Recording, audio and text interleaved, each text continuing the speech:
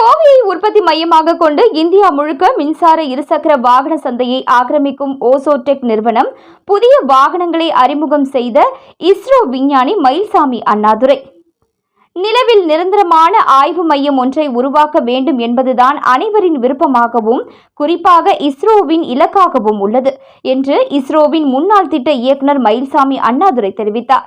கோவை மாவட்டம் அரசூரில் உள்ள தனியார் கல்லூரி வளாகத்தில் ஓசோடெக் என்ற நிறுவனம் புதிய மின்சார இருசக்கர வாகனங்களை அறிமுகப்படுத்தியது. இந்நிகழ்ச்சியில் சிறப்பு விருந்தினராக கலந்து கொண்ட டாக்டர் மயில்சாமி அண்ணாதுரை புதிய வாகனங்களை அறிமுகம் செய்து வைத்து பேசினார். குறைந்த விலையில் பொதுமக்கள் பயன்படுத்தும் சரக்கு வாகனங்கள் மற்றும் 4 விதமான சிறப்பம்சங்கள் கொண்ட பேட்டரி இருசக்கர வாகனங்களை ஓசோடெக் நிறுவனம் தயாரித்துள்ளது. 37,000 ரூபாய் முதல் 99,000 ரூபாய் வரையிலான விலையில் இவை விற்பனைக்கு வந்துள்ளன. இந்த வாகன அறிமுக விழாவில் பேசிய டாக்டர் மயில்சாமி அண்ணாதுரை, இந்தியாவில் எதிர்காலத்தில் மின்சார வாகனங்களின் தேவை அதிகரிக்கும் என்றும் சுற்றுச்சூழலுக்கு உகந்த இந்த பேட்டரி வாகனங்களை தயாரிப்பது காலத்தின் கட்டாயம் என்று கூறினார். ஓசோடெக் நிறுவனத்தின் இந்த முயற்சி பாராட்டுக்குரியது என்றும் அவர் தெரிவித்தார். விழாவுக்கு பின்னர் பத்திரிகையாளர்களிடம் பேசிய டாக்டர் மயில்சாமி அண்ணாதுரை, நிலவில் நிரந்தர மையம் அமைப்பது குறித்து தனது நீண்ட கால விருப்பத்தை மீண்டும் வலியுறுத்தியுள்ளார். இதுவே அனைவரின் குறிப்பாக இஸ்ரோவின் முக்கிய நோக்கமாக இருக்க வேண்டும் என்றும் அவர் குறிப்பிட்டார்.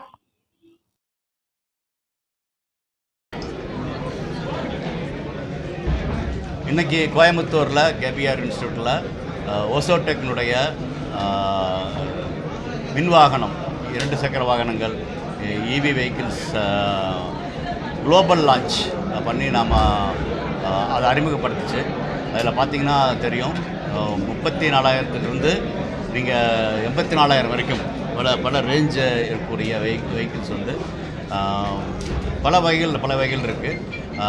அது ஒன்று எடை எடுத்துகிட்டு போகிறது 150 கிலோ இருந்து கிட்டத்தட்ட 300 கிலோ 295 கிலோ எடுத்துகிட்டு போகிற மாதிரி ஒரு வெஹிக்கிள்.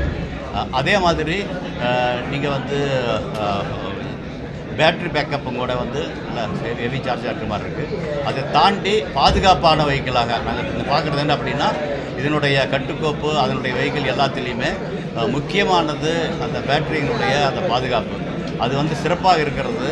ஏன்னா பல வகைகள் இருக்குது. முதல்ல வந்து அதுக்கு அந்த எது மாதிரியான செல்லை தேர்ந்தெடுத்திருக்காங்க அப்படிங்கிறது வந்து அந்த செல்லை வச்சு எப்படி பேட்டரி உருவாக்கியிருக்காங்க அப்படிங்கிறத தாண்டி அது ஒவ்வொரு செல்லுடைய எதாவது ஆச்சுன்னா உடனே அது வந்து அதை தனிமைப்படுத்திக்க முடியும் அப்படிங்கிறதும், அதை தாண்டி இப்போ இருக்கக்கூடிய ஐஓடி செயற்கை நுண்ணறிவு அது மாதிரிலாம் சேர்த்து ஒவ்வொரு வெஹிக்கிளையும் வந்து அதனுடைய தன்மை எப்படி இருக்குது அப்படின்னு பார்க்க முடியும். இதை தாண்டி பேட்டரியினுடைய அந்த அமைப்பு பார்த்திங்கன்னா, இப்போ வந்து பல இடங்களில் பார்த்துருக்கோம். ஒரு காலத்தில் பெட்ரோல் இன்ஜின் வந்துச்சு அப்படின்னா கூட, பெட்ரோல் இன்ஜின் டீசல் இன்ஜின் வரும்போது ஐசி இன்ஜின் இருக்குதுன்னா, அந்த ஐசி இன்ஜின் உருவாக்குறதுக்கு வந்து மிக உள்ளுக்குள்ளே அது எரியும், அது இதாக இருக்கும். இருந்தாலும் கூட அதை வந்து உலோகத்தன்மை எப்படி கட்டுக்கோப்பாக அதை அமைச்சிருக்காங்க அப்படிங்கிறனால தான் நம்ம பாதுகாப்பாக அது போக முடியும், நம்மளால் பாதுகாப்பாக போக முடியுது. அதே மாதிரி இந்த இதில் வந்து பேட்டரியில் எல்லா பாதுகாப்பு கொடுத்துருந்தாலும் எல்லாத்தையும் தாண்டி அந்த கேசிங் அப்படிங்கிறது வந்து அலுமினியம் கேசிங் ரொம்ப சிறப்பாக வந்திருக்கிறது. அது மில்டு ஆர்டிக்கலாக பார்க்குறாங்க. இப்போ இதெல்லாம் தாண்டியும் கூட அந்த வெஹிக்கிளினுடைய பல அமைப்புகள் இருக்குது. அதாவது வந்து குடும்பமாகவே போவதற்கான ஸ்கூட்டராக இருக்கலாம், அல்லது கல்லூரிக்கு போகக்கூடிய மாணவி போகிறதா இருக்கலாம், அல்லது பலதரப்பட்ட அது விவசாயியாக இருக்கலாம், அது அந்த பால் வண்டி ஓட்டிட்டு போகிறவங்களாக இருக்கலாம், அல்லது ஸ்விக்கி எடுத்துகிட்டு போகிறவங்களாக இருக்கலாம். இப்படி பலதரப்பட்ட வெஹிக்கிள், இந்த மல்டி யூட்டிலிட்டி வெஹிக்கிள் அப்படிம்பாங்க. அது வந்து இருசக்கர வண்டிகளே சிறப்பாக கொண்டு வர முடியும். அது இல்லாமல் வந்து நிறைய எடை எடுத்துகிட்டு போக முடியும் அப்படிங்கிறது. இது தாண்டி இன்னொரு வகையாக இந்த 2 சக்கர வண்டியை எப்படி நம்ம ஒரு 10 நிமிஷத்தில் 3 சக்கர வண்டியை மாற்ற முடியும் அப்படிங்கிற அதனுடைய முன்னோட்டம் இன்றைக்கி பார்த்துருப்பீங்க. அந்த வகையில் இருசக்கர வாகனங்கள் இப்போ வந்து உலகளவில் பார்த்திங்கன்னா அதிகமாக இருக்கக்கூடிய நாடாக இந்தியா உருவாகி இருக்குது.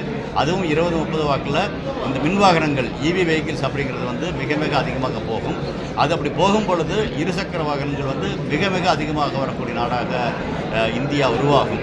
ஆக குளோபல் லான்ச்சில் வரும்பொழுது அந்த குளோபல் இதில் வந்து எண்ணிக்கையில் வந்து இந்தியா முதலிடம் எடுத்துருச்சு. அந்த தக்க வச்சுட்டு மேலே போவதற்கான வாய்ப்புகளை இது உருவாக்குது. அந்த வகையில் பாதுகாப்பான வண்டியாகவும் அதிக திறனுடைய வண்டியாகவும் விலை குறைவான வண்டியாகவும் இன்றைக்கி நாம் ரேஞ்ச் ஆஃப் வெஹிக்கிள்ஸ் அப்படிங்கிறத நாம் அறிமுகப்படுத்தியிருக்கோம்.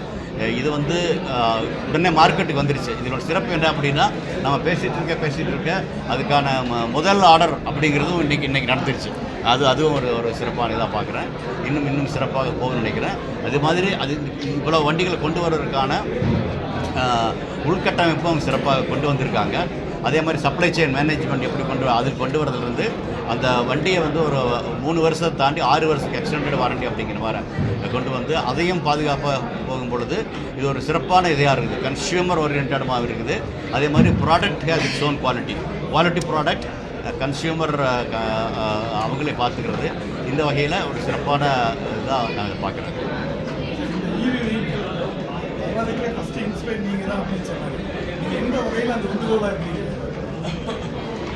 ஓகே, இந்த கோல் அப்படின்னா அவருடைய பிறந்தன்மை அது காமிக்குது.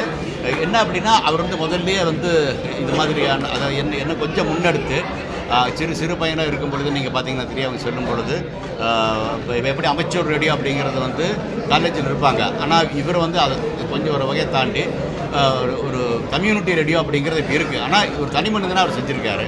அதை எடுத்து அடுத்த வகையாக வந்து நம்ம ஊர் பக்கம் அதிகமாக இருக்கிறது வந்து விசைத்தறிகள்.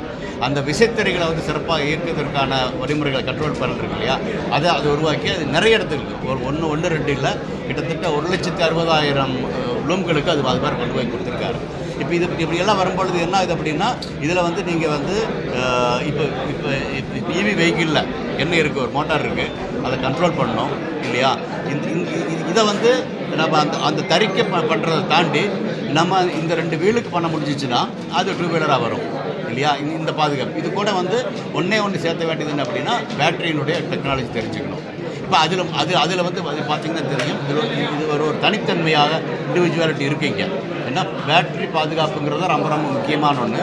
அதை வந்து ரொம்ப சிரத்தை எடுத்து பண்ணாங்க. சிரத்தை எடுத்து பண்ணினதையும் தாண்டி பல வகைகளில் இப்போ எப்படி நான் சேட்டலைட் மேலே அனுப்புகிறோமோ, அந்த சேட்டலைட் அனுப்பும் பொழுது அந்த பேட்டரி ரொம்ப சிறப்பாக இருக்கணும்.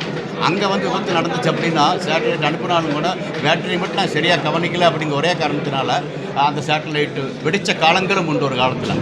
அதை தாண்டி நல்ல ஆராய்ச்சிகள் நடந்ததுனால தான் இப்போ வந்து 10 வருஷம் 15 வருஷம் சேட்டலைட்டுகள் நம்ம அங்கே வச்சுருக்கிறோம். இப்போ அது மாதிரி இங்கே கொண்டு வர முடியுமா அப்படின்னா அதை எடுத்து பண்ணியிருக்காங்க.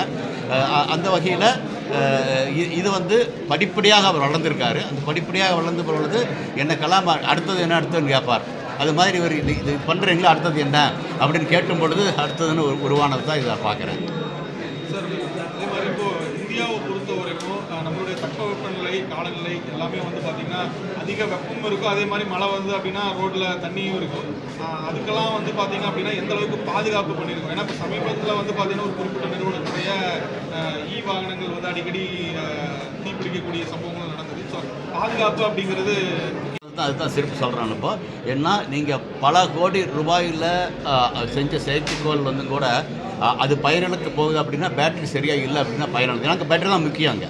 அப்போ அந்த தொழில்நுட்பம் ஓகே. இப்போ வந்து ராக்கெட் டெக்னாலஜி அப்படிங்கிற திரும்ப சொல்கிறேன்.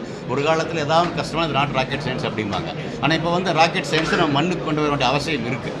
முக்கியமானது இது மாதிரி தான். ஏன்னா இவி வெஹிக்கிள்ங்கிறது தேவை.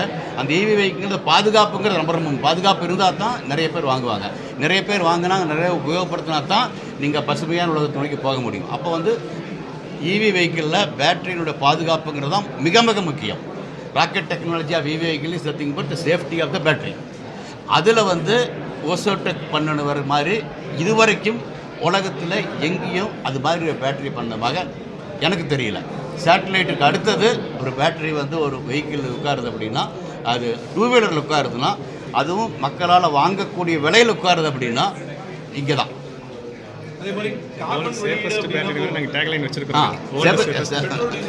இது வரைக்கும் அது மாதிரி ஒன்றும் நடக்கலை. என்னை பொறுத்தளவுக்கு ஓசோடெக்கில் நடக்கலை. இது மாதிரி அது தீயில போட்டு தண்ணியில் போட்டு எல்லாம் கூட பார்க்குறாங்க. திரும்ப அந்த பேட்டரி உபயோகப்படுத்த முடியுது இல்லையா. அப்போ வெளியில் ஒன்று நடந்தாலும் கூட பேட்டரிக்கு உள்ளே எதுவும் நடக்கலை. அதுதான் ரொம்ப முக்கியம். அதே மாதிரி பெட்ரோல் டீசல் வாகனங்களை கம்பேர் பண்ணும்போது கார்பன் வெளியீடு எப்படி இருக்கும்? ஏன்னா க்ரீன் எனர்ஜி அப்படின்னு சொல்கிறோம். ஸோ இதில் கார்பன் வெளியீடு எந்த அளவுக்கு இருக்கும்? இல்லை, இப்போ இது என்ன ஆகுது அப்படின்னா, ஒரு பக்கம் இப்படி பண்ணாலும் சார்ஜிங் வந்து மின்சாரம் தேவைப்படுது. இப்போ இன்னொரு அது என்ன அப்படின்னா அதுதான் அந்த உருவாக்கக்கூடிய மின்சாரத்தை நம்ம வந்து பசுமை மின்சாரம் உருவாக்க முடியுமா? அது சூரிய மின்சாரமாக இருக்கலாம். உலகத்தில் அதிகமாக இன்வெஸ்ட்மெண்ட் நடந்துட்டு இருக்கு. சைனாவுக்கு எடுத்து நம்ம தான் பண்ணுறோம். காற்றாலைகள் வருது இப்போ. அதே மாதிரி கிரீன் ஹைட்ரஜன் அப்படிங்கிறது வருது. கிரீன் ஹைட்ரஜன் வச்சுக்கிட்டு சென்ட்ரலைஸ் பிளேஸ் வந்து நம்ம இது உருவாக்க முடியும். ஏன் நாளைக்கு நிலவிலிருந்து ஹீலியம் 3 வச்சுட்டு நம்ம ஒரு இடத்துக்கு கொண்டு வந்தால் கூட அது எல்லா இடத்துலையும் எடுத்துகிட்டு போக முடியாது. ஒரு இடத்துல வச்சு ஒரு பசுமையான கதிரியக்கம் இல்லாத ஒரு அணுசக்தி உருவாக்க முடியும். உருவாக்க முடிஞ்சால் அதிலிருந்து சார்ஜ் பண்ண முடியும். ஆக இதெல்லாம் வச்சுக்கிட்டு நாளைக்கு கரியை கக்காத மின்சாரத்தை உருவாக்கக்கூடிய தொழில்நுட்பம் வரும்பொழுது அந்த தொழில்நுட்பத்தை எடுத்துகிட்டு போகிறதுக்கு ரோட்டில் நீங்கள் வண்டி வேணும். இந்த வண்டி வந்து ஐசி இன்ஜினியர் இருக்கக்கூடாது, இவி வெஹிக்கிளாக இருக்கணும். அந்த வகையில் ரெண்டும் தனித்தனியான வகையில் நடக்குது. ரெண்டும் சேர்ந்து 2030 2035 வாக்கில் நான் பசுமையான இந்தியா, பசுமையான உலகம் நோக்கி போவதற்கான வாய்ப்பு நிறைய இருக்குது. இப்போ இன்றைக்கி எங்களுடைய சேல்ஸ் பார்த்தீங்கன்னா மாதத்துக்கு 300 to 400 வெஹிக்கிள் செஞ்சுக்கிட்டு இருக்கிறோம். இப்போ கமர்ஷியல் லான்ச்சுக்கு அப்புறம் பார்த்தீங்கன்னா இதே 2000 வெஹிக்கிள் பர் மந்த்தை இன்க்ரீஸ் பண்ணுறோம். சார் இந்த வீக்கில் ரீசைக்கிள் பர்சன்டேஜ் எனக்கு ரீசைக்ளிங் மறுசுழற்சி அப்படிங்கிறது எனக்கு வந்து இவேஸ்ட்ங்கிறதுமே ஒரு பெரிய சிக்கலாக இருக்குது. அப்படின்றப்போ மறுசுழற்சிக்கான வாய்ப்புகள் ஏன்னா மறுசுழற்சிக்கான வாய்ப்பு இதில் பார்த்தீங்கன்னா இந்த பேட்ரி ஒன்றை தவிர மற்றது எல்லாமே உலோகங்கள் இது மாதிரி தான் இருக்குது. அதனால பெரிய பாதிப்பு எதுவும் இல்லை. உங்களுக்கு பீம் வெஹிக்கிள் பார்த்திங்க அப்படின்னா இது உலோகம் சம்மந்தமானதாக இருக்குது. பேட்ரி ஒன்றை தவிர இது சிறப்பாக இருக்குது. பேட்டரியும் கூட அடுத்த காலகட்டங்களில் ஹைட்ரஜன் பேஸ்ட் பேட்டரி உருவாக்க முடியும்.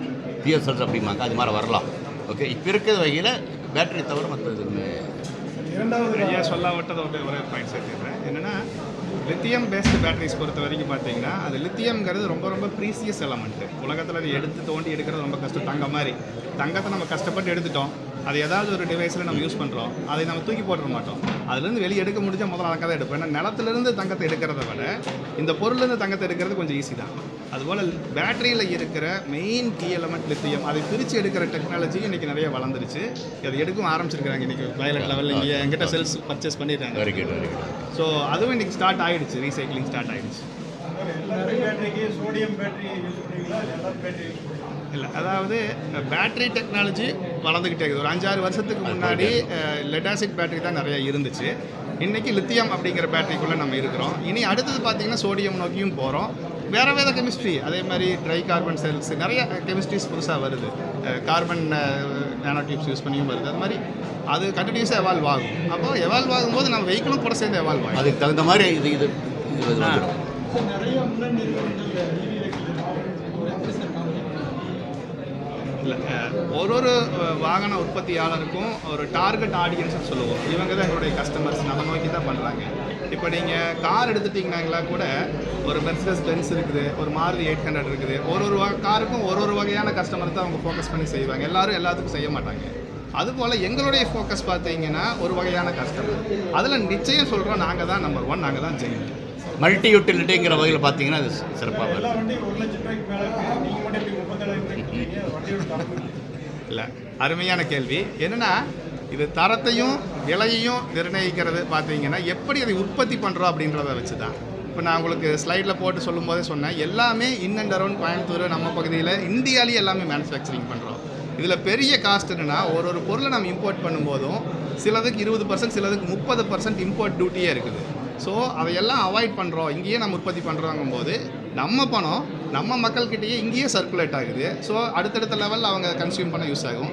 ரெண்டாவது, ப்ராடக்டோடைய குவாலிட்டி அண்டு ப்ரைஸ் எல்லாமே வந்து கண்ட்ரோல் இருக்குது இங்கே.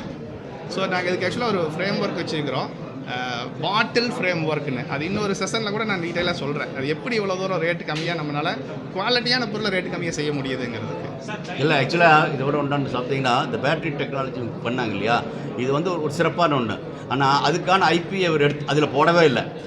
உண்மையில் பார்த்தீங்கன்னா அதுக்கான ஐபின்னு ஒன்று அது போட்டிருந்தாங்கன்னா விலை பயங்கரமாக போயிருக்கும்.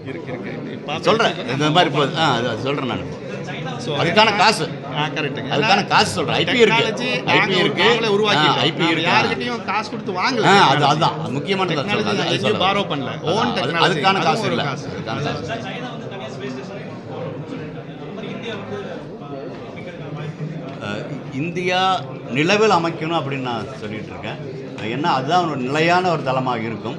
ஒன்று. ரெண்டாவது, இருக்கக்கூடிய விண்வெளி மையத்தில் நம்ம எல்லாமே இங்கிருந்து எடுத்துகிட்டு போக வேண்டியதாக இருக்குது. நீர் முதற்கொண்டு எல்லாமே எடுத்துகிட்டு போக வேண்டியது இருக்குது. அங்கே தான் போய் இது பண்ணுறோம். ஆனால் அங்கே அப்படி இல்லாமல் நீர் ஆதாரம் இருக்குது. ஏன் அங்கே விவசாயம் கூட செய்ய முடியும் அப்படிங்கிற பரிசோதனை நடந்திருக்குது. அது இல்லாமல் அங்கே ஹீலியம் 3ங்கிற மூலத்தை அங்கேருந்து இங்கே எடுத்துகிட்டு வர முடியும் அப்படிங்கிறது இருக்குது. அதை வந்து அது வந்து அங்கே இப்போ வந்து இருக்கக்கூடிய விண்வெளி மையத்தை அதனுடைய நிலையில் வச்சிருக்கணும்னா கூட நிறைய இங்கேருந்து எரிபொருள் எடுத்துகிட்டு போக வேண்டியது இருக்குது. நிலவுக்கு இதெல்லாம் தேவையில்லை. நிலவிலிருந்து நாம் நிறையா கொண்டு வர முடியும். அதனால நிலவில் ஒரு மையம் அமைப்பது சரி அப்படிங்கிற நம்ம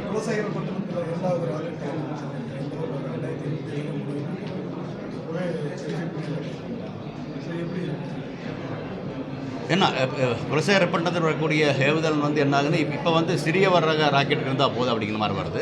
அது இல்லாமல் தனியார் துறையிலும் அனுப்ப முடியும்னு வர்றாங்க. அதனால் முக்கியமான தேவை வந்து அந்த இடத்திற்கு ஒரு உள்கட்டமைப்பு. இங்கேருந்து போக முடியும், வர முடியும். அங்கே அதற்கான மின்சாரம், நீர், அடிப்படை வசதிகள் இருந்துச்சுன்னா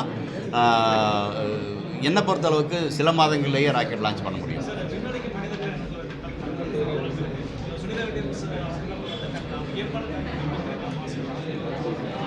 இல்லை, இப்போ எப்படின்னா பார்த்தீங்கன்னா உங்களுக்கு தெரியும், இப்போ கொரோனா சமயத்தில் குவாரண்டைன் அப்படிம்பாங்க. அந்த குவாரண்டைன்ற வார்த்தையே வந்து இது மாதிரி விண்வெளிக்கு போயிட்டு வர்றாங்க இல்லையா, அவங்க வந்து திரும்ப நடைமுறை வாழ்க்கைக்கு வர்றதுக்கு குவாரண்டைன் பண்ணுவாங்க.